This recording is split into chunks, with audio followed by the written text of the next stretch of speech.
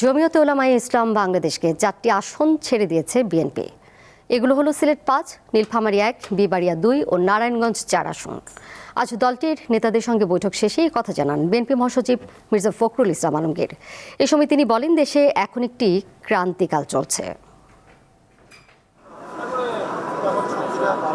ত্রয়োদশ জাতীয় সংসদ নির্বাচন সামনে রেখে মঙ্গলবার জমিয়তে উলামায়ে ইসলাম বাংলাদেশের নেতাদের সঙ্গে বৈঠক করেন বিএনপির কেন্দ্রীয় নেতারা। রাজধানীর গুলশানে বিএনপি চেয়ারপারসনের রাজনৈতিক কার্যালয়ে এই বৈঠকে দলটিকে 4টি আসন ছেড়ে দেওয়ার সিদ্ধান্ত নেয় বিএনপি। পরে এ বিষয়ে সাংবাদিকদের ব্রিফ করেন বিএনপি মহাসচিব। জানান কোন কোন আসন দেওয়া হয়েছে। নীলফামারী 1, ডোমার ডিমলা, এখানে নির্বাচন করবেন মৌলানা মোহাম্মদ মঞ্জুরুল ইসলাম আফেন্দি। নারায়ণগঞ্জ 4, ফতুল্লা, মুফতি মুনির হোসেন কাসেমি।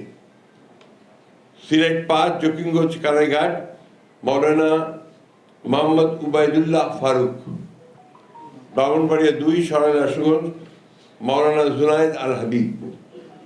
এই আসনগুলোতে আমাদের কোনো প্রার্থী থাকবে না।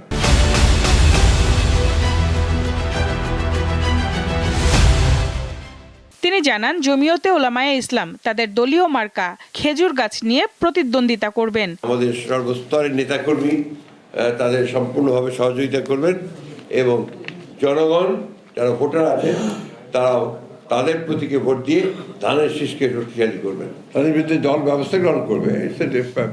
পার্টির সিদ্ধান্ত অপরিবর্তনীয়।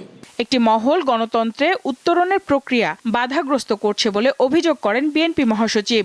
বাংলাদেশ এখন একটা ট্রানজিশন পিরিয়ডে আছে, একটা ভয়াবহ ফ্যাসিস্ট শাসন, যে শাসন আমাদের সমস্ত মূল্যবোধগুলোকে ধ্বংস করে দিয়েছিল। একটা নির্বাচনের দিকে যাচ্ছে এবং নির্বাচনের পরে একটা নির্বাচিত সরকার, নির্বাচিত পার্লামেন্ট আমাদের দেশকে, আমাদের জাতিকে সঠিক পথে এগিয়ে নিয়ে যাবে, এই প্রত্যাশা আমরা সবাই করছি।